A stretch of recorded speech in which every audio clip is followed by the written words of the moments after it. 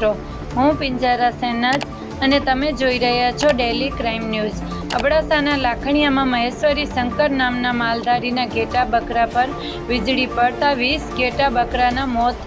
આજે રાત્રે 8:30 વાગ્યાના સમયે બન્યો બનાવ। ગામડાના સીમાડામાં આકાશી વીજળી ત્રાટકી એક સાથે 20 પશુઓ મોતને ભેટતા ગરીબ માલધારી ઉપર આફતનું પહાડ તૂટી પડ્યું હતું। Reporter by Dhirajbhai Maheshwari, Gandhidham, Kutch.